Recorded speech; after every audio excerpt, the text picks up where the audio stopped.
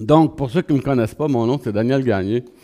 Moi, j'ai travaillé dans l'implantation d'églises pendant une quarantaine d'années. Donc, à travers 4 implantations d'églises, je suis un implanteur de carrière, on peut dire, hein. Et à l'âge de la retraite, je me demandais, je dis bon, l'âge de la retraite, pour moi, dans ma tête, j'ai donné ma vie au Seigneur du moment où je me suis converti, le 26 février 1977 à 9 h du soir. Je me suis dit, l'âge de la retraite, ça n'existait pas dans mon esprit, ça n'existe toujours pas. Donc, pour moi, la retraite, c'est l'autre côté. Fait qu'en attendant, je me suis dit, qu'est-ce que je fais? Et j'ai dit, je vais-tu pratiquer, rester chez nous, m'asseoir à me bercer en attendant de mourir? Ou si je vais décider de faire quelque chose de plus, essayer de trouver quelque chose qui va me permettre de pouvoir servir et exercer les dons, les talents que Dieu m'a donnés. Et c'est comme ça que je me suis engagé comme aumônier avec notre frère Claude Mathieu, ceux qui le connaissent, donc au départ, et maintenant avec Donald Rodier de Saint-Hyacinthe, qui maintenant est le responsable au niveau de l'aumônerie, au niveau du Québec. Et donc, je suis engagé comme aumônier pour servir dans plusieurs niveaux. Je sers dans les banques alimentaires toutes les semaines. J'accompagne les gens, je les reçois, je les accueille, j'en prends soin comme aumônier. Je m'occupe des choses spirituelles, essentiellement, donc à Granby et à Saint-Césaire. Et aussi, je visite dans les prisons. Donc, on a une prison à Cowansville, puis je ne peux pas dire dans l'Est parce qu'on a le droit à une seulement, mais je suis assigné à Cowansville, donc je visite là aussi. Et je m'occupe de personnes soit en fin de vie ou des gens qui sont malades dans le contexte de l'église locale de Granby. Et j'ai entendu dire à un moment donné par notre frère Jean-Pierre Gratte, que vous connaissez peut-être, il est arrivé à un moment donné, il annonce à l'église dimanche. Moi, je n'avais pas prêché, j'avais arrêté avec mon dernier ministère d'implantation d'église, qui avait été très difficile. J'avais arrêté de prêcher pendant 3 ans. Fait que là, je m'étais dit, on va se calmer. T'sais.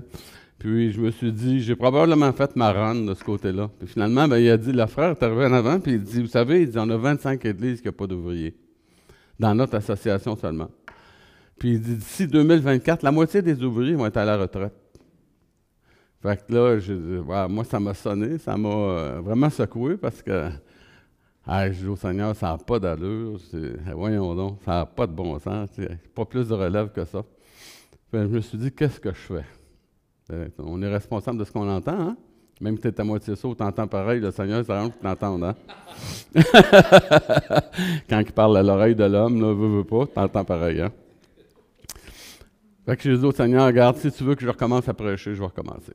Pour aider les petites églises qui sont en besoin. Et c'est comme ça que ça n'a pas été long. J'ai eu un appel tout de suite. Puis, depuis ce temps-là, je n'ai pas arrêté. Comme ça, ce mois-ci, j'étais 4 fois en dehors de l'église. Donc, je suis à l'extérieur pendant un mois. D'habitude, j'essaie de me garder 2 fois à l'extérieur, puis au moins une fois à l'Assemblée, parce que je suis aumônier communautaire à la Banque alimentaire. Donc, il y a des fois des gens qui viennent et qui viennent du fait que je suis là, et puis tout ça, puis ils viennent entendre la parole de Dieu. Fait que c'est pour ça aussi que je suis avec vous ce matin. C'est parce que Dieu vous aime, et que Dieu a décidé que, dans sa bonté et dans sa miséricorde, de vous envoyer un vieux serviteur qui va essayer de faire son possible pour ne pas vous endormir. Ce matin, on va aborder un thème qui est important dans le psaume 8. Des questionnements que David avait dans sa pensée. Il y avait des choses qui étaient dans sa pensée. Et c'est le thème que j'ai abordé dans le contexte de... j'ai oublié ça aussi. Je me suis engagé comme responsable des groupes d'hommes à Granby dernièrement. Fait que là, j'ai commencé à réfléchir dans cette dimension-là, dans cette optique-là. Mais je me suis dit, on a eu notre première réunion le mois passé, le mois de mai, c'est ça? Donc, le 13 mai, mais je me suis dit, j'avais l'occasion de prêcher à Granby le dimanche d'avant. Et moi, j'aime bien lier les choses. Fait que j'ai dit, je vais aborder le thème « Soyez des hommes », qui est notre thème. Mais je vais mettre la table en parlant de l'homme, mais dans le contexte des Écritures au niveau de la création, c'est-à-dire de l'homme et de la femme. Donc, mesdames, n'ayez pas peur, je ne vous ai pas oublié. Donc, ce matin, ça va être notre thème, et dans le psaume 8 qu'on va lire ensemble. J'espère que vous avez vos Bibles. Donc, c'est un psaume qui se faisait avec comme notre frère qui nous joue de la guitare en passant, là, le ministère de louange, c'est vraiment merveilleux. Hey, moi, ça me fait tellement bien. J'entends tout le temps des chants, je vois partout, hein, fait que, donc des chants de toutes sortes de couleurs, mais j'aime tellement ça quand j'entends une église qui chante les vieux chants que je connais. Ça me dérange pas d'être vieux. Hey, c'est fait du bien d'entendre des chants, tu sais, que tu as appris par cœur, tu les connais, là, tu sais. Puis ça fait partie de ta génétique, ça fait partie de ta peau. Quand tu te transfères, c'est ces chants-là qui sortent, là, tu sais. C'est extraordinaire. Là. Puis merci beaucoup pour le talent musical que vous avez. Le Seigneur était bon. Et merci Anne-Marie pour ce temps qu'on a eu ensemble. C'était édifiant. Donc, lisons la parole de Dieu qui est sur la guitare, la guitiche. Il dit que ton nom est magnifique sur toute la terre. Ta majesté s'élève au-dessus des cieux par la bouche des enfants et de ceux qui sont à la mamelle. Tu as fondé ta gloire pour confondre tes adversaires, pour imposer le silence à l'ennemi au vindicatif.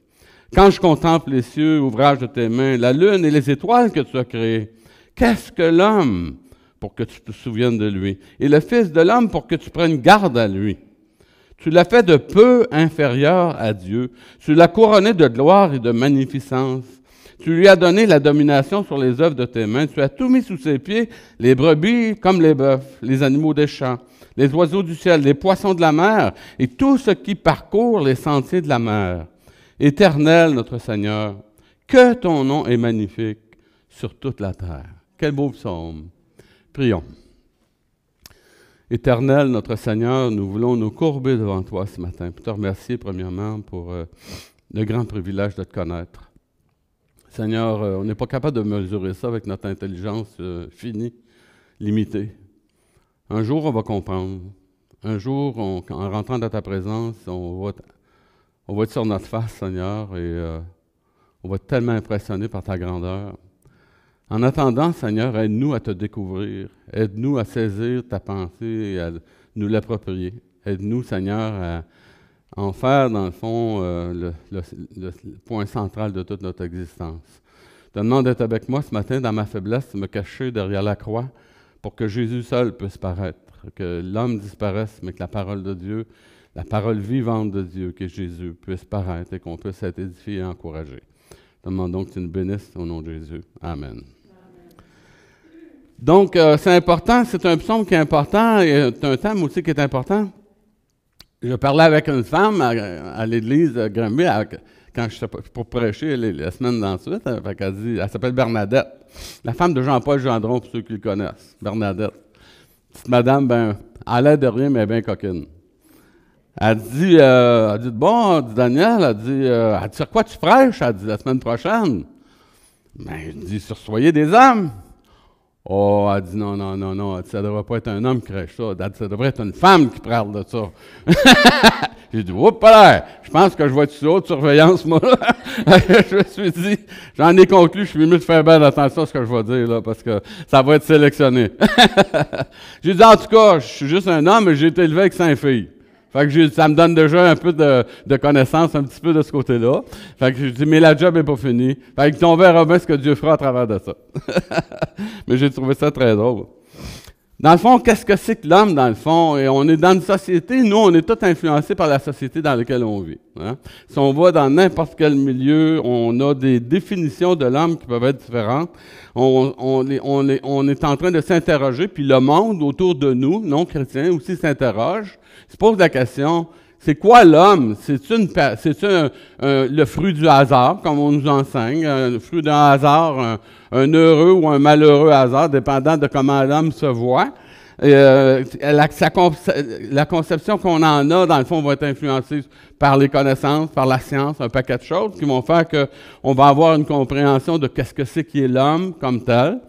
Si on posait la question à des Chinois, à des Grecs, à des Hébreux, à des Américains, des Ukrainiens, des Canadiens, probablement qu'il y aurait des choses qui se recouperaient, mais il y aurait vraiment sûrement des différences dans leur façon de définir l'homme.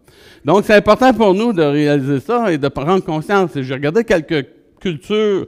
Il y a toujours des rites de passage dans les différentes cultures qui sont très significatives. Qu'est-ce qui fait qu'un jeune enfant devient un homme ou qu'une jeune fille devient une femme. Hier, je parlais avec un musulman, je suis en train d'acheter une voiture pour ma fille, puis ce gars, c'est un vendeur de voitures.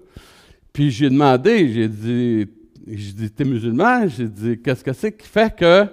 Je dis, comment ça se fait? Je dis, ta femme, il dit que sa femme est voilée. Je dis, comment ça se fait que ta femme est voilée? Tes enfants, tes petites filles ne sont pas voilées. Ah, il dit, ça, c'est la question de la puberté. Il dit, quand elle arrive à la puberté, elle devient une femme. Avant ça, tu n'as pas une femme. Elle était juste une fille. Là, maintenant, elle est devenue une femme. Puis il dit, à cause de ça, il dit, on porte le voile, mais il dit, pour moi, c'est pas tellement important, mais ma femme, elle y tient beaucoup. Fait que j'ai compris qu'il y avait quelque chose de spécial. Je regardais chez les Spartiates, qui étaient des Grecs, des combattants, et des gens qui étaient des guerriers féroces. Et qui, eux, dans leur culture, ils élevaient les enfants à la dure, et ils mangeaient de la misère, comme on dit. Qu'est-ce qu'on mange à midi? C'était de la misère.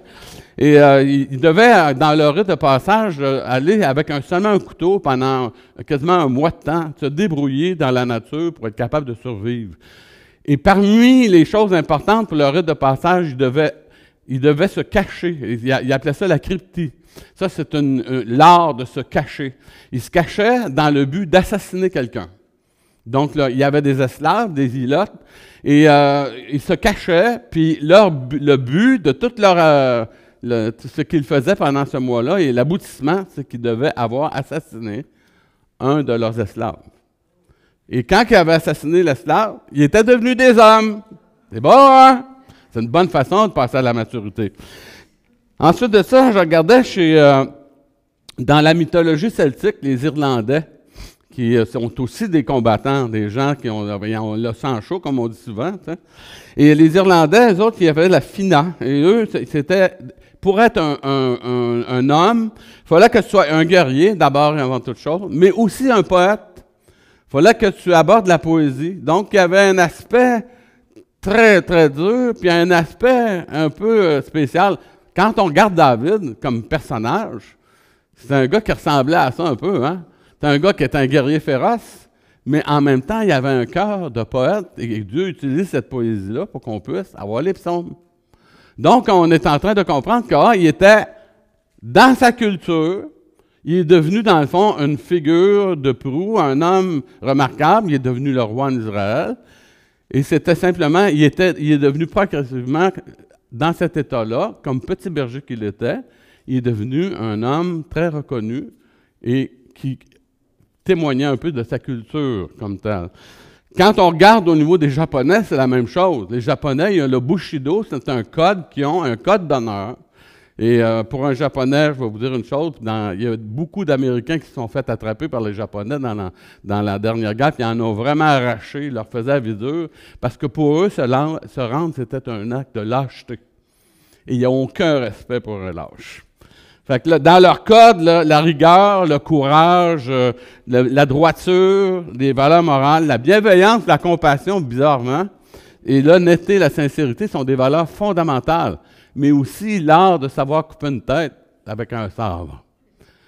Voyez-vous le mélange? Ça définit qu'est-ce que c'est un homme. C'était le code des samouraïs. On connaît un peu cette chose-là.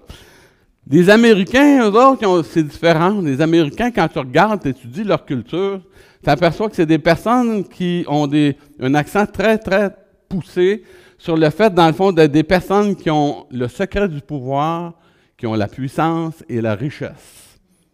Fait que c'est des personnes dans la mentalité américaine qui apprennent à penser gros. Il y a la pensée qu'on entend souvent, think big. Hein? Vous mangez un hamburger au Québec, il se dépète, manger un hamburger aux États-Unis, tu as de la misère. Il faut t'étirer la bouche, quelqu'un a tête pour le rentrer, parce que c'est gros. Les liqueurs, nous autres, on a une petite liqueur comme ça, mais nous autres, une petite liqueur, c'est comme ça. Fait que tout est gros. Ça fait partie, fait que le résultat, ça fait gros, là, hein, en bout de ligne. Donc, think big, c'est leur culture.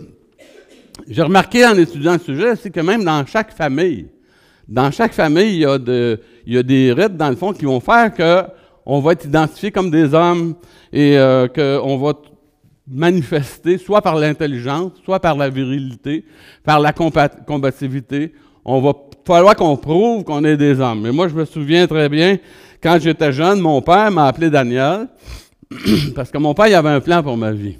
Il avait décidé que j'étais pour être un ingénieur, puis j'étais pour parler anglais. Ça, c'était bien important parce qu'il avait connu un homme d'affaires qu'il admirait beaucoup, qui s'appelait Daniel. Et puis, il s'est dit, il va être comme ce gars-là. Il va s'appeler Daniel. Danny, ça se traduit bien en anglais, il veut qu'il va être un homme d'affaires. Il avait tout calculé ses affaires. Le problème, c'est que je suis devenu un artiste. Il m'appelait mon grand Arnand. un artiste. Je devenais un artiste. Il voulait que je fasse de l'argent. Je brûlais l'argent comme tout. Ça n'avait pas de bon sens. Quand j'étais adolescent, j'étais vraiment tout intéressé à n'importe quoi excepté à l'argent. Je le brûlais comme tu n'es pas capable de garder ça. J'ai bien mal tourné parce qu'en plus de ça, je suis devenu pasteur, je suis devenu missionnaire, implanteur d'église. Puis il est mort avant que je devienne aumônier. Dieu est son âme. Mais il s'est déconverti à la dernière minute, ce que je crois. Je n'ai pas le temps de vous le raconter, mais c'est toute une histoire. Mais ça dit qu'il avait décidé que lui, moi, je deviendrais un homme, parce que je suis le seul gars dans la famille avec 5 sœurs. Fait qu'il voulait que son gars devienne un homme. Fait que, vu que quand j'étais jeune, j'étais gros comme ça, légèrement gonflé depuis le temps, j'étais gros comme ça dans ce temps-là. Il m'envoyait à la campagne parce que j'avais été malade quand j'étais jeune, et puis tout ça. Et puis, il m'envoyait à la campagne pour me faire fortifier. Il va se renforcer, tu sais. Fait que là, il m'envoyait chez mon oncle François à Lennoxville pour travailler sa ferme, ramasser des bêles, tirer les vaches, tout ce que c'est qu'on peut faire sur la ferme. Puis ma tante, laissez-moi vous dire, quand elle nous faisait travailler, j'en ai développé des muscles. Hein. Puis il m'envoyait là, puis lui, il se disait que, regarde, c'est ça. Puis dans la coutume de la famille, le dimanche, ben là, c'était plus relâche. Fait que là, il se réunissait dans le grand salon à mon oncle, je pense qu'il était grand comme ici. Puis là, bon, les petits gars, organisaient des batailles. Hey, moi, je détestais me battre. J'haïssais ça. Puis moi, je voulais aller en campagne pour être avec mon chien puis avec mes cousins puis avoir du fun. Mais là, le grand-père, il organisait des batailles puis il fallait se battre. Puis j'haïssais ça. Fait que j'ai haï mon grand-père, mon ami, là, jusqu'à temps qu'il meure. Je sais pas il est mort, je ne suis pas chrétien. Là. Mais j'ai haï ça pour mourir. Parce que c'était pas dans ma lecture personnelle de ce que c'était que d'être un homme. Mais pour eux autres, c'était ça. Il fallait que tu prouves que tu étais un homme. Tu étais un gars de la ville avec un gars de la campagne. On fait une bataille, on va voir qui va gagner. C'est ça, mes cousins étaient élevés sur la ferme. Écoute, hein, ils étaient raides un peu sur les bords. Fait que c'était pas facile. On se battait pas à coups de poing, mais ça fait rien. Ça, moi, j'aimais vraiment pas ça. T'sais.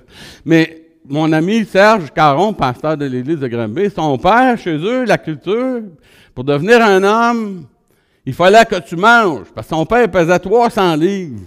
Il y a un gros monsieur costaud, bien rembourré et tout ça.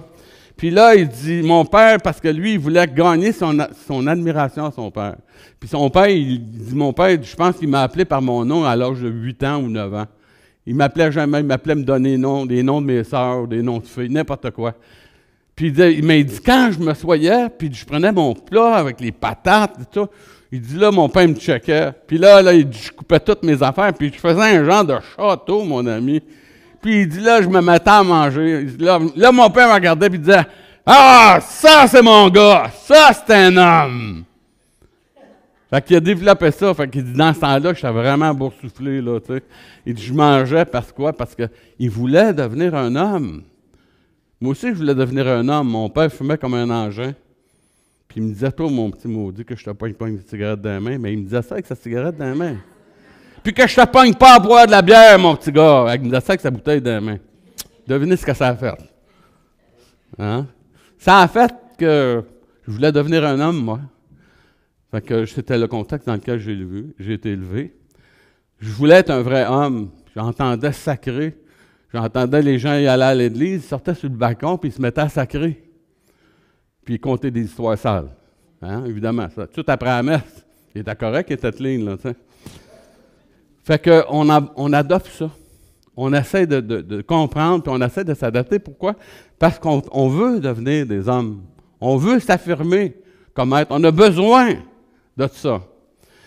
Et ce que David est en train ce dont il nous parle dans le texte du psaume 8, il est en train de s'exprimer, puis d'exprimer son questionnement personnel, puis il l'adresse à la bonne personne. Il l'adresse à Dieu lui-même.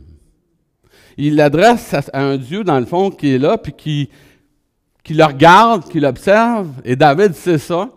David a pris l'habitude de la présence de Dieu. Il connaît Dieu, comme nous avons, comme croyants, la connaissance de Dieu, n'est-ce pas? On est conscient. On a la conscience de Dieu, mais on a la connaissance de Dieu. On sait que Dieu est là, que Dieu il nous regarde, examine comment on pense, comment on réfléchit sur notre vie, comment on gère notre existence à partir des réflexions qu'on a. Comment est-ce qu'on s'évalue, nous autres, comme personnes? Comment est-ce qu'on se voit? Tu es élevé à négative. J'ai été élevé à négative, moi. J'étais bourré de complexes. Jusqu'au jour où Dieu m'a parlé personnellement, puis il a tout transformé ma vie. Comment est-ce qu'on se voit comme personne? Et ce que David est en train de dire, ce que je trouve intéressant, c'est qu'il se pose des questions, puis en même temps, il ne s'aperçoit pas qu'il donne les réponses. Il ne s'en aperçoit pas, mais il donne les réponses. Et il est en train, dans le fond, de se définir lui-même. Il est en train, en posant ces questions à Dieu, il est en train, comme personne qui est en relation avec Dieu, il est en train de manifester la réalité, premièrement, qui est quelqu'un. Vous savez, on est dans un monde qui nous dit justement que... Faut le tourner encore, c'est ça. Donc, c'est quelqu'un. Quelqu'un, ce qu'on est fondamentalement, on est des êtres, dans le fond, qui pouvons nous définir de façon différente. Les gens, en général, qui n'ont pas Dieu dans leur vie, ils se définissent à l'horizontale. On va essayer de trouver quelqu'un avec qui on va se comparer. On dit souvent que quand on se compare, c'est quoi? On se désole. On se console. Quand on regarde, on se désole. Puis quand on se compare, on se console. C'est un peu ça, dans le fond. On est en train de regarder à l'horizontale. Mais qui est-ce que je suis, moi, par rapport à mon milieu? On a tous besoin d'être significatifs dans notre milieu. Mais la réalité, c'est que notre milieu est dysfonctionnel. On est dans un milieu tout croche. Comment on fait pour se définir? Et c'est important parce que pour nous, comme chrétiens, nous devons apprendre à voir les choses autrement et à penser autrement et à agir autrement ou réagir autrement. Et ce que la parole de Dieu nous enseigne, dans le fond, c'est qu'on est quelqu'un. On est vraiment quelqu'un. On n'est pas quelque chose. C'est important au départ de savoir ça. On n'est pas quelque chose. Un être humain, c'est pas une chose. Et dans une culture de femme-objet, d'homme-objet, on est dans une culture comme ça. Moi, je vois des choses, des fois, des aberrations. Je me dis, les gens ne se respectent pas. Il est arrivé une dame à la banque alimentaire l'autre fois, là, habillée avec, je vous dis, là, un genre de grande jaquette noire, là. Incroyable. Là, moi, je suis en train de faire rentrer les gens. Puis là, j'ai dit, je vais aller dire qu'elle s'en aille du terrain, ça ne va pas d'allure. Exhibitionniste au bout. C'est vraiment terrible. Vraiment. Je n'ai jamais vu ça dans toute ma vie. Là. Moi, j'étais sous le choc. Mais il fallait que je gère ça. Là. Quand je suis venu pour aller la voir, elle était partie. Merci Seigneur. Mais il y en a une gang qui l'ont vu, hein? On se comprend-tu? Je me suis dit, après coup, tu sais, sur le coup, t'es secoué. Mais je me suis dit, pauvre femme, elle n'avait aucun respect pour elle-même. Effectivement, c'était une prostituée, cette dame-là. Fait que quand tu vois ça, tu regardes l'être humain, il a besoin de se définir. Et la plus grande erreur de l'humanité, c'est d'essayer de se définir en excluant Dieu de l'équation. Les gens excluent Dieu de l'équation, fait qu'ils ont une perspective de ce qu'ils sont qui est complètement biaisée, souvent tout croche, souvent hypothéqué par un paquet de complexes, un paquet de bébites qui traînent, ça fait des années, des problèmes qu'ils n'ont jamais été capables de régler parce qu'ils n'ont pas la solution, tandis que nous, comme croyants, on l'utilise peut-être pas toujours, la solution, mais on la connaît. On la connaît. Et c'est important pour nous de savoir ça. Donc, c'est important pour nous, Dieu nous a donné une vie, nous a donné une vocation aussi dans notre vie au niveau personnel. Et quand on parle comme chrétien, et qu'on se pose cette question-là, mais qu'est-ce que c'est qu'est l'homme? Nous, on doit venir à Dieu pour être capable de venir à lui, puis d'aller chercher auprès de Dieu sa définition des choses. Comment Dieu nous voit. Et quand Dieu nous parle, et Dieu, il nous parle dans le fond de ce que nous sommes, et on peut se définir comme David le fait inconsciemment. Lorsqu'il aborde Dieu, il dit « Éternel, notre Seigneur ».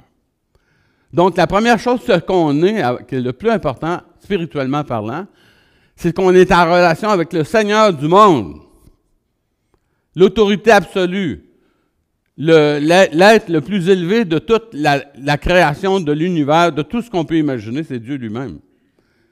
Et la Bible nous dit qu'on est en relation avec cet être-là. Imaginez-vous, essayez d'imaginer ça, là. C'est des choses, des fois, qu'on ne pense pas assez à cette réalité-là. Dans notre relation avec Dieu, Dieu fait des choses. Il nous donne, il nous communique des valeurs et il nous amène, dans le fond, à réfléchir autrement. Donc, on n'est pas comme personne des gens qui sont menacés par Dieu, au contraire. Quand David se pose la question, mais qu'est-ce que l'homme pour que tu viennes de lui? Il est en train de se poser des questions. C'est qui ce petit pit-là? Là? Si je pose la question à lui, il va me dire, hey, mon pit, qu'est-ce que tu fais là? Pourquoi tu me poses des questions de même? Tu es assez insignifiant, tu n'as pas un mot à dire. C'est pas le ton du psaume. Le ton du psaume, c'est le contraire de ça. C'est le contraire de ça. Il est en train de se poser des questions, c'est qu'il est légitime de se poser des questions, c'est bien correct. On peut se sentir petit dans la présence de Dieu, c'est bien normal aussi. Hein? Nous, dans notre esprit, là, on se sent très, très petit. Dans le fond, c'est le ton du psaume, c'est pas un appel au dénigrement, c'est un appel, dans le fond, à la valorisation dans notre identification avec Dieu. On est en train de dire, « Hey, éternel Seigneur », je suis en train de parler au Dieu du ciel quand je prie le matin, moi. Je suis en train de parler à celui qui a créé le monde. Celui qui a tout organisé, le monde structuré. Tout ce que je trouve d'extraordinaire, c'est lui qui l'a fait. Fait que je suis en train de regarder ça, puis je me dis, wow, quel extraordinaire, quelque chose d'extraordinaire dans ma vie. J'ai de la misère à le comprendre. N'est-ce pas? Ça prend la foi pour accepter cette réalité-là. Le raisonnement humain ne peut pas nous amener à saisir ces choses-là. C'est simplement sur la base de la foi. Donc, David est en train de, sans le savoir, de se définir dans son humanité. Puis il est en train de dire, moi, je suis une personne, je suis un homme. Il est en train de se définir, dans le fond, comme personne dans le cadre de sa relation avec Dieu. Il est en train de parler, dans le fond, de ce qu'il vit comme personne. Puis il se dit, hey, wow, Seigneur, t'es Dieu, t'es le Seigneur du monde. Qu'est-ce que je suis par rapport à toi? Quand Dieu te regarde, là, qu'est-ce que Dieu pense de toi? Est-ce qu'un chrétien, ça peut se tromper? Peux-tu faire des erreurs? Est-ce que vous devenez des crodonnés la minute que vous faites une erreur? Est-ce que vous devenez un genre de personne, là, dans le fond, que oh boy, toi, Dieu est là, puis attends, et la prochaine, il va en manger une bonne. Moi, ce que j'ai découvert depuis 46 ans que je suis chrétien, là, je vais vous dire une chose, c'est la patience de Dieu dans ma vie. J'ai découvert la patience, la bonté de Dieu dans ma vie. J'ai fait l'expérience que lorsque Dieu me parle, que Dieu est un quelqu'un, mais quelqu'un qui est une autorité, c'est le Seigneur absolu du monde, mais un Dieu qui use tellement de patience envers nous. Dieu est tellement bon qu'il nous donne toute la latitude nécessaire pour pouvoir changer. C'est ça le Dieu qu'on sert. Ça, c'est la personne avec laquelle je suis en relation. Donc, ce Dieu-là est en train de dire, Daniel, tu n'es pas juste une bébite. Tu n'es pas un mollusque évolué. Tu n'es pas un singe amélioré. Même si des fois tu fais des singeries, tu n'es pas un singe amélioré. Tu n'es pas une bébite évoluée. Tu n'es rien de ça. Tu es un être que j'ai créé. Puis la Bible dit même dans Genèse 1,27 qu'il m'a créé à son image et à sa ressemblance. Fait que quand je ne me trouve pas trop beau, il m'a dit, bon, Seigneur, tu m'as fait à ton image. Il ne doit être pas si peu que ça, finalement. En vieillissant, on est moins beau que quand on était jeune. Hein? Je regarde les photos quand j'étais jeune. Ma femme, un jour, on était allé à Saint-Hilaire. C'était une célébration à Saint-Hilaire. Puis ça a donné que nous, on s'est mariés là. Fait il passe la photo, puis ça a donné que c'était la photo de nos jours de noces. Hein? On est-tu beau le jour des noces? Ma femme, elle regarde. Ah, tu étais beau dans ce temps-là. Merci beaucoup. Elle avait bien raison. J'étais pas mal plus remplumé, mais vous savez quoi? Au fur et à mesure que l'homme extérieur se détruit, l'homme intérieur se renouvelle sans cesse. Et j'essaye d'investir dans mon homme intérieur parce que l'homme extérieur veut pas, que je veuille pas. Il perd des plumes. Hein? Il a moins de cheveux qu'à la tête qu'on en avait quand on était jeune. Donc, c'est important de réaliser ça. On est quelqu'un, dans le fond, qui avons non seulement une relation avec le Seigneur du monde, mais on a comme croyants aussi la possibilité de trouver, dans le fond, à travers notre relation avec Dieu, de découvrir la gloire de Dieu. Et de découvrir, dans le fond, que ce Dieu-là qu'on sert, c'est un Dieu, dans le fond, extraordinaire. C'est un Dieu qui a choisi, dans le fond, de vivre en communication avec nous autres d'une façon permanente. Il aurait pu dire, regarde, je vais être votre Seigneur, fermez-vous là, arrangez-vous avec vos troubles. Hein? Je vais être votre Seigneur, là, mais venez pas me déranger avec vos problèmes. Non, ce n'est pas le genre de Dieu qu'on a. C'est le genre de Dieu qui dit, hey, venez à moi, vous qui êtes fatigués, chargés. Je vais vous donner du repos. Quand vous avez des fardeaux, il dit, déchargez-vous sur moi de tous vos fardeaux, de tous vos soucis. Pourquoi? Parce que je vais faire quoi? Je vais prendre soin de vous. C'est extraordinaire, hein, de savoir ça. Que le Dieu du monde, il n'est pas trop occupé non seulement pour nous recevoir, puis il n'est pas désintéressé des choses qui nous préoccupent et qui nous accablent. Que ce soit la maladie, le vieillissement, les problèmes avec les enfants, les difficultés personnelles. Peu importe la chose, on est appelé à venir au Seigneur et à le glorifier en nous confiant en lui. Et c'est ça qui est extraordinaire, parce que Dieu, dans sa toute-puissance, il aurait très bien pu dire « arrangez-vous avec vos troubles ». Comme les gens ont tendance à croire, les évolutionnistes, même pas les évolutionnistes, certains créationnistes éloignés de penser que Dieu a créé un monde, puis il l'abandonne à lui-même, puis il s'arrange maintenant avec ses troubles, pour ça qu'il y a des problèmes. Dieu n'a pas abandonné le monde. C'est le monde qui a abandonné Dieu. Donc, c'est important pour nous, l'univers, dans le fond, qu'on contemple, et ça, je veux juste vous arrêter quelque chose de très important. Tout est important, mais ça, c'est spécialement important. Tout le monde qui est autour de nous. Hein, Dieu a fondé ta gloire pour confondre tes adversaires, pour imposer le silence à tes ennemis, aux vindicatifs. Il dit, puis il dit au verset, j'aurais dû commencer un peu plus tôt, il dit, ta majesté s'élève au-dessus des cieux par la bouche de tes enfants et par de ceux qui sont à la mamelle. Donc, il est en train, David, de parler premièrement de la seigneurie de Dieu. Ensuite de ça, il parle de sa magnificence. Puis là, il nous parle de la grandeur de Dieu en relation avec la création qu'on connaît. Ensuite de ça, il est en train de nous ramener aux enfants qui glorifient Dieu, des enfants qui sont à la mamelle, qui rendent gloire à Dieu. Il est en train de nous donner une image incroyable que Dieu, non seulement se préoccupe du macrocosme et de tout ce qui nous impressionne, toute la nature qu'on regarde, et on est tous d'accord quand on va dans la nature, on va dans la forêt, on voit des montagnes, des lacs, des chutes qui coulent. Y a-t-il quelque chose de plus beau que ça? Hein? On a l'impression que c'est vraiment le top du top. Mais vous savez quoi? Ça, c'est juste le contenant. Et vous savez qu'est-ce que la Bible dit dans Pierre? Le contenant est appelé à disparaître. Vous savez ce qui est important? C'est le contenu. Le contenu, c'est ses enfants. Ce sont les hommes qui l'ont créé. Ce sont tous les hommes qui sont créés. Ils ont une égale valeur aux yeux de Dieu. Mais quand on vient dans le plan de la rédemption, quand on parle de la création, mais quand on rentre dans le plan de la rédemption, on parle là d'une relation établie avec Dieu et ses créatures. Là, il y a une attention tout à fait particulière de la part de Dieu, de ce côté-là. Donc, c'est important de réaliser ça. Dieu, ce que tout le monde admet, la création, la grandeur, la majesté, les richesses, la puissance, Dieu dit, c'est beau ça, hein? C'est juste un témoignage. Puis Romains 1er chapitre dit, vous êtes bien mieux de tenir compte de ça dans votre analyse du monde, dans votre compréhension de qu'est-ce qu'est l'autorité du monde. Romains 1 nous le dit, que de ne pas tenir compte de ça, c'est dangereux. Mais Dieu est en train de dire en même temps, c'est le contenu qui est le plus important.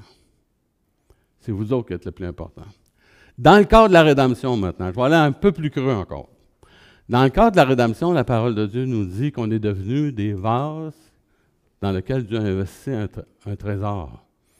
On est des vases d'argile. C'est-à-dire que ce qui était le contenant, ça englobait le contenu, qui est nous, Dieu a fait un changement avec la rédemption. Il a dit maintenant, vous allez devenir le contenant. Et c'est moi qui vais être votre contenu. Pas beau, ça? Moi, quand j'ai pensé à ça, là, oh, du Seigneur, wow! Vous savez, quand Dieu nous parle, quand on prépare la parole de Dieu, vous savez quoi? Dieu nous parle profondément. Et plus qu'on réfléchit sur les Écritures, ça descend plus profond au niveau du cœur. Et quand j'ai saisi ça, cette réalité-là, je le savais déjà intellectuellement, mais quand tu le comprends spirituellement, que tu es devenu le contenu, Tu es le contenant de Dieu. Dieu, c'est ton contenu maintenant. Quand on dit qu'on est habité par le Saint-Esprit, c'est pas rien. C'est un privilège extraordinaire. Faut pas s'habituer à ça. Faut pas s'habituer à ça. Faut pas prendre ça, dire, ah bon, c'est juste le Saint-Esprit, on va passer à d'autres choses, on va tout OK. On a une tendance, même comme chrétien, de mettre de côté ou de mettre en périphérie ce qui est central et mettre ce qui est central en périphérie. Il ne faut pas oublier l'importance de la présence de Dieu dans notre vie. Il ne faut pas oublier à quel point Dieu est sérieux avec notre existence. Albert Einstein a dit une chose, qui est une phrase ceci, il disait « L'homme est de loin la création la plus parfaite et la plus complexe de l'univers. » C'est pas un tata, Albert Einstein, là. On se comprend? C'est un homme qui réfléchissait, puis c'est un juif d'arrière-plan, mais il a compris une chose en tant que scientifique, que toute la grandeur, puis tous les mécanismes universels, quand tu regardes l'être humain, il dit, tout ça, c'est subordonné à l'excellence de la création de l'homme. Quand la Bible a dit que l'homme, Dieu crée l'homme, il dit que c'était très bon, c'est ça qu'il veut nous dire. Il veut nous dire que Dieu nous a fait d'une façon exceptionnelle et que l'être humain est vraiment le summum, l'apogée de la création de Dieu. Il y a un autre verset qui dit aussi, puis c'est ça que je trouve extraordinaire, dans le verset 6, dans cette même pensée-là. Il dit, tu as fait de peu inférieur à Dieu. Tu as fait l'homme de peu inférieur à Dieu. Moi, pendant des années, j'ai pensé ça, je me disais, ouais, non, ça se peut pas. Ça se peut pas être moi. Je suis tellement imparfait, je suis tellement tout croche. Ça se peut pas. Alors, je me disais, c'est peut-être le Messie, le Fils de l'homme. Hein? Mais Dieu ne peut pas être inférieur à lui-même. Et Jésus, est-ce qu'on croit qu'il est Dieu? Il ne peut pas être inférieur à lui-même. C'est impossible. Donc, là où je suis rendu le plus loin dans mon raisonnement, c'est que tout ce que nous voyons, tout ce que nous savons être extraordinaire, tout ce que le monde comporte de plus impressionnant, tout ce que Dieu a fait de nous comme personne, la somme totale de tous les dons, tous les talents, toutes les choses-là, ça nous a fait de nous des créatures de peu inférieures à Dieu. Genèse 11, la tour de Babel, hein, il dit que Dieu, quand il voit les gens qui s'organisent, dans ce temps-là, il y a l'unité de langue, il y a l'unité de peuple. Puis là, Dieu il descend voir ce qu'ils font. Il dit empêche. Il dit on va les empêcher qu'ils réussissent le projet parce que Dieu avait confiance, la capacité de faire aboutir le projet. Mais il savait que c'était inutile. Il était probablement les gens en réaction avec le déluge, puis ils se sont dit on ne se fera pas pogner deux fois. On va se faire une tour, puis si jamais le déluge arrive, on monte. Ils n'ont pas cru à ce que la parole de Dieu leur avait dit. L'alliance que Dieu avait faite, l'arc de l'alliance qui avait été mis dans la nuit. Mais ça dit une chose, comment Dieu a une conception de l'homme. Il n'est pas en train de dire l'homme, c'est de la chenoute. Il est en train de dire, c'est la plus belle créature que j'ai faite. Puis je l'ai faite de peu inférieure à moi pour me permettre d'avoir une relation avec elle. Pour qu'elle puisse être capable non seulement de m'entendre, mais me comprendre. Qu'elle puisse être capable de vivre dans ma présence. Qu'elle puisse être capable de se réjouir de ce que je suis et de ce que je fais. Ça, c'est le cœur de Dieu. Comprenez-vous? C'est splendide. C'est extraordinaire. Donc, il est en train de nous dire qu'on est avec lui. C'est ça, c'est important, que l'homme est quelqu'un, dans le fond, qui est le seul capable de reconnaître la grandeur de Dieu, la seigneurie de Dieu, la magnificence de Dieu. C'est le seul qui est capable de trouver en Dieu une association qui va lui permettre de se développer. Je me rappelle quand j'étais jeune, on avait chez mon grand-père Ménard, dans la famille de mon grand-père Ménard. Mon grand-père était un journaliste, éditeur, il a eu des journaux à lui et tout ça. Et, il y avait une photo dans la cave quand j'étais dans. Il y avait une vieille harmonium, puis une photo à côté avec un monsieur, avec deux messieurs dans une calèche avec des chevaux. Puis c'était à la Saint-Jean-Baptiste. Fait que là, j'ai dit, je pense à ma grand-maman, j'ai dit, c'est qui ça, ces messieurs-là, tu sais? Ah, elle dit ça, c'est ton arrière-grand-père. Elle dit, il s'appelait Adjuteur Ménard. J'ai dit, ben, pourquoi fait qu'il est là? Ben, elle dit, lui, elle dit, il est un des fondateurs de la Gazette à Montréal. Puis elle dit, là, elle dit, il était un homme de chevaux. Fait que là, il était dans la parade de Saint-Jean-Baptiste. Elle dit, tiré par ses chevaux. Puis elle dit, parce qu'il était une personne importante, tu sais. Dans ce temps-là, imaginez ça, le Québécois, le petit Québécois français, avec tout le... Avant les années 60, on se comprend? Avant la Révolution tranquille, là, c'était les Anglais qui contrôlaient le monde au complet, hein, au niveau du Québec, là. Le Québécois, c'était lui qui mangeait des croûtes en bas, là, tu sais. Puis de voir l'arrière-grand-père qui était un homme rendu à ce niveau-là, tu te dis, wow! Fait que c'était un sujet de fierté par association pour la famille. Il était bien fier de ça. Il était vraiment fier. Fait que moi, je me suis dit, ah, c'est mon arrière-grand-père. Puis mon grand-père, qui était un homme de lettres, mon grand-père, il écrivait des discours pour des politiciens. C'était pas toujours souhaitable, là. Je les nommerai pas. Un, que c'était Duplessis. Mais ça faisait partie de la culture familiale. Ça dit qu'ils trouvaient leur dignité en s'associant avec quelqu'un qui était une personne reconnue, qui avait fait quelque chose d'impressionnant. Vous savez quoi? C'est pas différent avec nous autres qu'avec Dieu.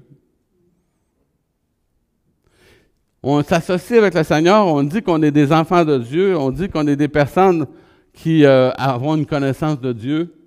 On dit que le contenant n'est pas important, que c'est le contenu qui est important, que nous, notre vie à nous est importante. Fait que vous savez, si vous voyez un chrétien qui agit comme un bandit, il y a bien des chances que les gens qui pensent puis il se dit croyant, il y a bien les chances que les gens vont dire, bien, son Dieu, ça doit être un bandit.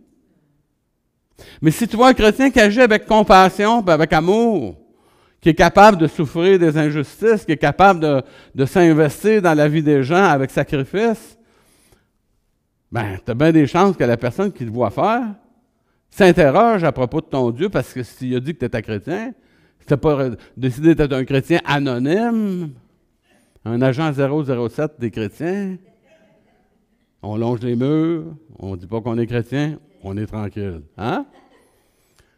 Si tu as décidé d'être vivre ton christianisme d'une façon authentique, là, d'être un vrai, là, d'être une personne engagée avec Dieu, de parler du Seigneur Jésus, avec amour, pas avec une masse, mais avec amour. Un prédicateur de masse, ce n'est pas un gars qui masse le monde. C'est une personne qui essaye d'atteindre le cœur.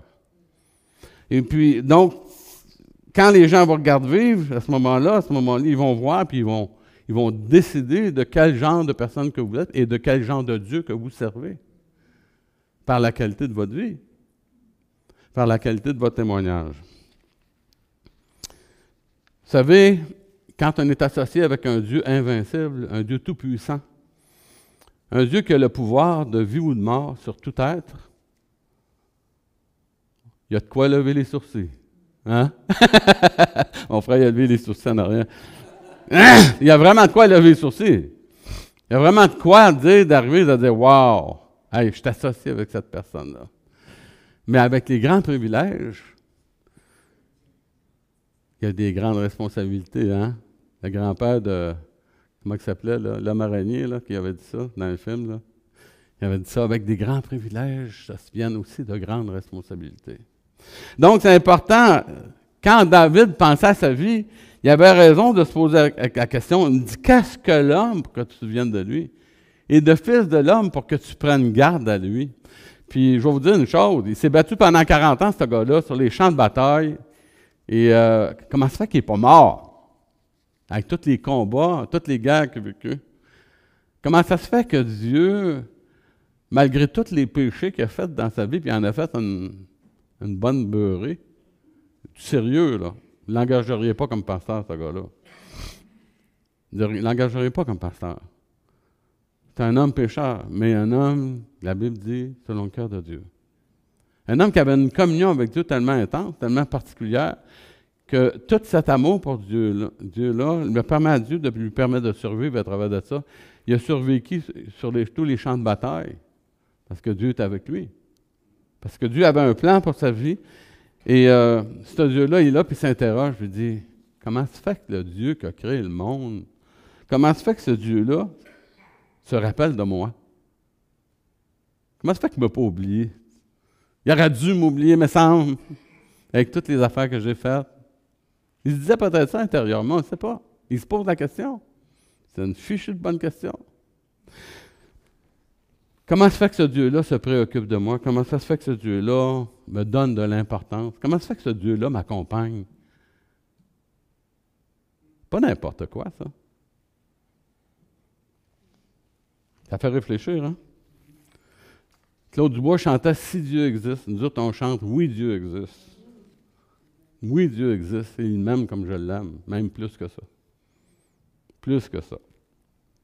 Donc, c'est important, Dieu existe et dans sa grande bonté, il a choisi de faire de nous des gens, des hommes et des femmes de valeur, des personnes, dans le fond, qui effectivement, ne sont pas des mollusques évolués, des singes améliorés. On est des personnes, vraiment des créatures de Dieu, une œuvre de Dieu. Dieu s'est manifesté en faisant de nous, malgré toutes les lacunes qu'on a, il a fait de nous l'objet de son amour. C'est la seule réponse acceptable. Dieu a choisi d'aimer David. C'est pour ça qu'il a survécu, ce gars-là. Pas parce qu'il était fin et intelligent. Pas parce que vous êtes fin et intelligent que vous êtes encore en vie. Là. C'est juste parce que Dieu a choisi de vous aimer. Vous ne le méritiez pas, puis moi non plus. Mais Dieu a choisi de nous aimer pour une raison qui lui appartient. Je ne sais pas pourquoi Dieu a choisi de m'aimer. Je n'étais pas aimable. Je ne m'aimais même pas. Puis des fois, j'étais agissable, fait que les autres ne m'aiment même pas trop non plus. C'est un peu normal, n'est-ce pas? Mais Dieu, à travers de ça, il m'a aimé pareil. J'étais dans le monde, j'aurais pu me faire tuer souvent dans ma vie, dans mon arrière-plan, tout croche. Il m'est arrivé, là, physiquement, là. Au moins 2 reprises, dont je me souviens. J'étais encore en vie. Moi, je pensais, je me dis, je vais mourir à 35 ans. C'était tellement fou. Je suis rendu à 74. Fait que moi, j'ai juste du temps emprunté, comprenez-vous? Comprenez-vous pourquoi faire que ça n'a pas de bon sens pour moi, la retraite? Ça n'a pas de bon sens en tout. Je me suis dit que je voudrais avancer dans la vie tant que je vais avoir l'énergie pour le faire puis la capacité de le faire correctement. Après ça, ben, Dieu s'occupera de moi. En attendant, moi, j'essaie de m'occuper des vieux pasteurs.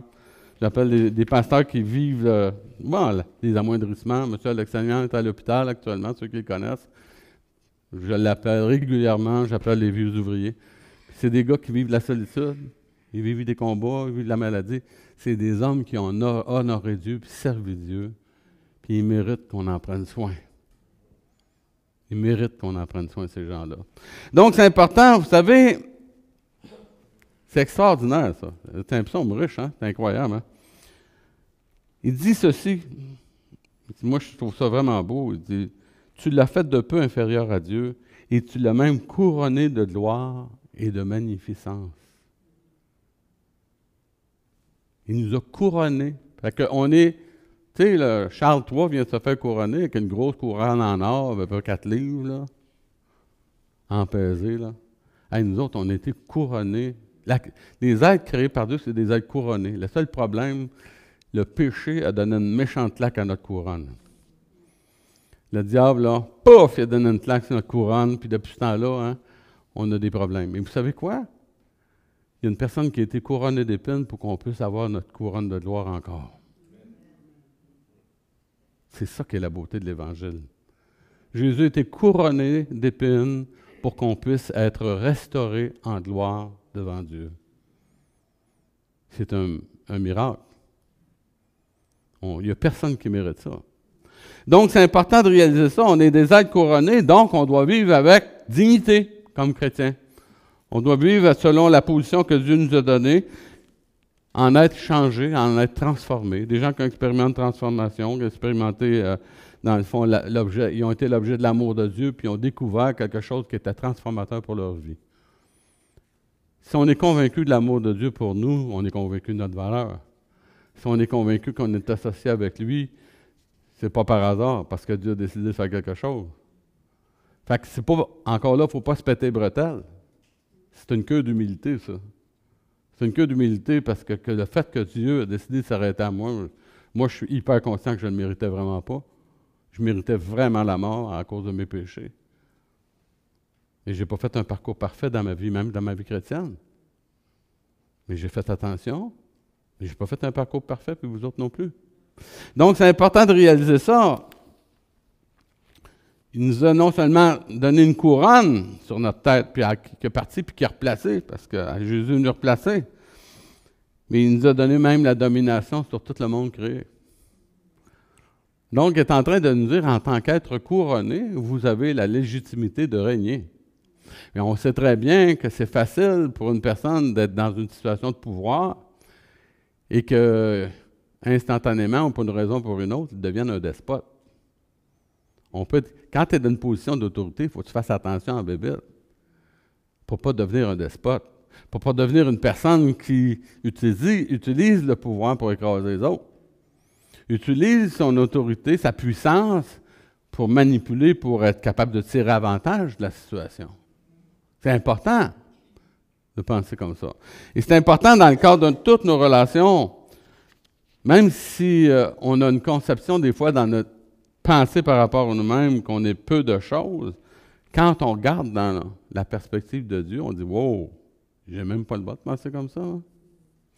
J'ai pas le droit de penser. Ça m'a été enseigné depuis que j'étais tout jeune, que j'étais un maudit niaiseux, je ne ferais vraiment rien de bon, on va dire. » J'ai entendu ça, ce message-là, toute ma jeunesse. J'ai fini par le croire, puis j'ai fini par l'appliquer. Et quand je suis devenu chrétien, Dieu m'a dit « Non, non, non, non, t'es pas comme ça, Daniel. T'es mon enfant. Puis moi, je te fais confiance. Je te fais confiance. Je t'adopte. T'es à moi, tu m'appartiens maintenant. T'es à moi. On va cheminer ensemble. On va progresser. Tu vas encore te planter, tu vas encore tomber, tu vas faire des erreurs, mais je ne te lâcherai pas, mon homme. C'est intéressant de savoir ça, hein? C'est ce qui fait qu'on est encore là ce matin. On n'est pas en train de faire d'autres choses. On est en train de se réjouir de la parole de Dieu, de la présence de Dieu. On est en train, dans le fond, de trouver notre joie dans le réconfort que le berger de nos âmes nous donne. Celui qui nous porte dans ses bras, celui qui nous amène constamment dans ses voies, qui nous ramène quand on s'éloigne. Un Dieu tellement extraordinaire qui nous permet d'expérimenter notre fragilité comme personne. Parce que Dieu ne nous ment pas, il sait qu'on est des êtres fragiles. Il sait qu'on est des personnes vulnérables. Mais il nous apprend à voir la vie, puis à nous voir à travers de ça, avec ses yeux à lui, et non plus avec nos yeux à nous. Et c'est ça que David est en train de découvrir. Je ne sais pas jusqu'à quel point il y a pensé après coup, là, après avoir dit ça, après avoir suscité son questionnement. Mais une chose que je vois, il avait compris qu'il y avait vraiment une domination sur les œuvres de ses mains, que Dieu avait tout mis sous ses pieds. Il faut faire confiance à quelqu'un en bébé pour lui mettre ça, tout sous ses pieds. Il dit le brebis comme les bœufs, les animaux des champs, les oiseaux du ciel, les poissons de la mer, tout ce qui parcourt les sentiers de la mer. Fait que ceux qui cherchent, qui ont soif de pouvoir, qui ont soif de gloire, puis tout ça, le Seigneur est en train de dire, vous perdez votre temps. Vous l'avez déjà. Je vous ai tout donné. Arrêtez de vous battre. Arrêtez de vous entretuer. Qu'est-ce qui se passe, les guerres fratricides, ce qui se passe actuellement, parce qu'il y a des Ukrainiens et des Russes, c'est des Russes dans l'histoire, là. Donc, on est en train de voir des choses-là. Dieu est en train de nous dire, réapprenez à penser. Réapprenez à voir les choses autrement. Apprenez à voir les choses, à vous voir avec mes yeux, avec mon regard, avec ma façon de voir, de comprendre et d'exprimer votre présence dans le monde. Définissez-vous à partir de ça et non pas à partir du regard des autres. On a une tendance, hein? Quand on rencontre quelqu'un bien intelligent, on a une tendance à se trouver un peu niaiseux. Ça se peut-tu? Ça, c'est bien humain. C'est vraiment humain, hein? Mais, par contre, de temps en temps, on en rencontre un qui n'est pas brillant, fait qu'on se pense bon. C'est la nature. On va dire c'est humain. C'est vrai que c'est humain. Mais ce n'est pas divin. Ce qui est divin, c'est qu'on apprenne à se voir en tant que frères et sœurs, ou on voit les êtres humains comme des créatures de Dieu, des personnes que Dieu a créées, leur a donné la vie. Puis Dieu nous dit, aime-les. Aime-les, cette personne-là. Moi, mais Seigneur, il n'est pas aimable. Dieu, il dit, aime-les pareil. Aime tes ennemis. Comment tu peux faire? Ben, c'est mon ennemi. Fais-toi un ami. Il va arrêter d'être ton ennemi. Prie pour lui. Son cœur va peut-être changer. Hein? Prie pour ceux qui te persécutent. Ils ne pas de la misère. Les enfants, des fois à l'adolescence, hein? Les parents voudraient manger. Hein? Le Seigneur dit, garde. Moi, j'ai toujours ma devise dans ma vie, crions moins, prions plus. Ça, c'est vraiment important. On crie moins, puis on prie plus. Si on ne prie pas, on va perdre le contrôle de nos émotions. Les problèmes, souvent, de nos enfants, c'est nos problèmes à nous, des fois. Il y a des éléments, pas tous, mais il y a des éléments qui nous appartiennent. Moi, je regarde dans chacun de mes enfants, ils ont des qualités que je retrouve dans ma personnalité, certaines, mais mes défauts avec. J'ai ça.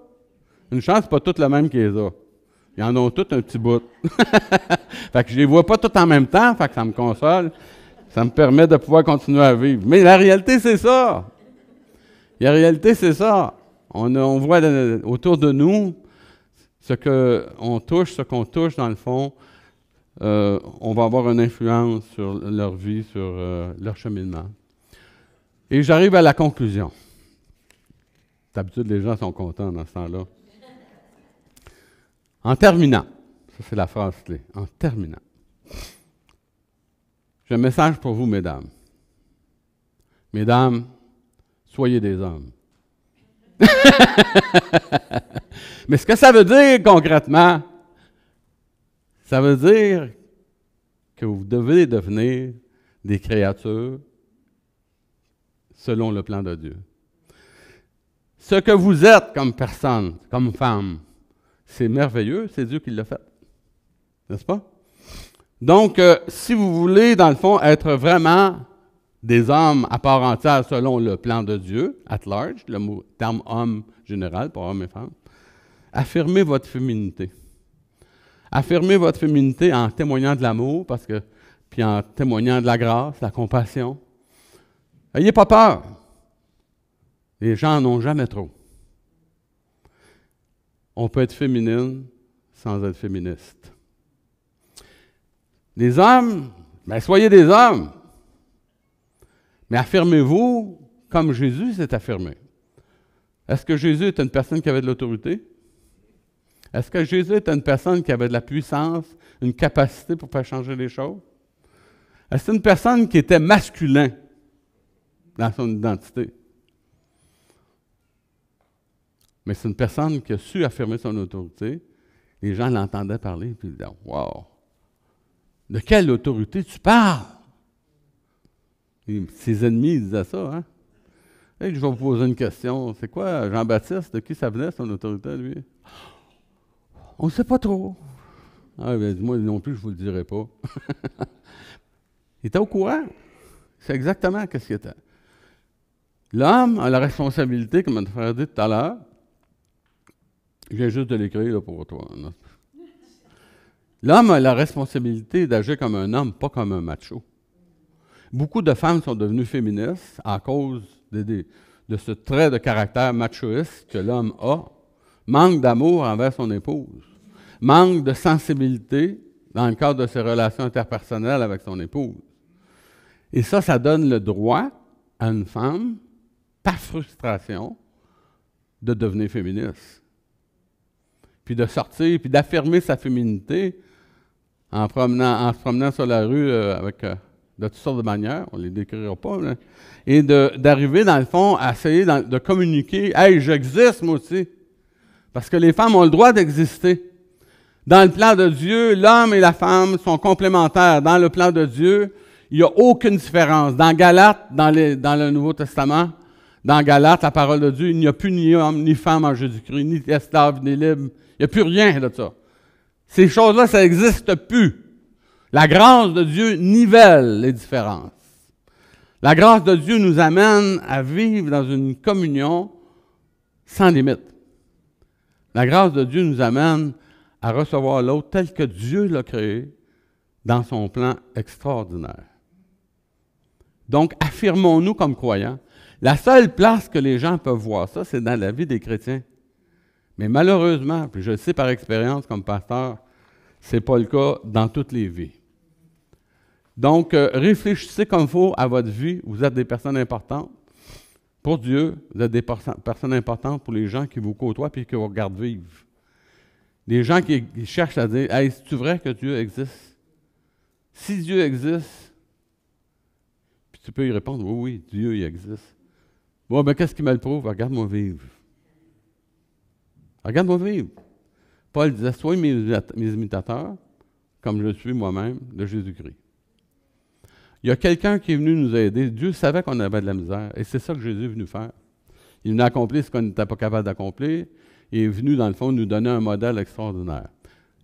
Je vais revenir au mois d'août, et je vais vous prêcher le message qui est consécutif à ça, qui va vous amener, dans le fond, à comprendre un peu plus la responsabilité des croyants dans le cadre de sa relation avec Dieu. Prions. Te remercions, Seigneur, ce matin pour ta grâce et ta bonté. Merci pour ta fidélité. Merci aussi pour ta parole. Merci parce qu'elle nous arrête, nous apprend à réfléchir. Et te remercions pour toute l'attention et l'amour que tu as mis pour chacun de nous en investissant le sacrifice de Jésus à la croix. Puisses-tu nous bénir ce matin, dans le nom de Jésus. Amen.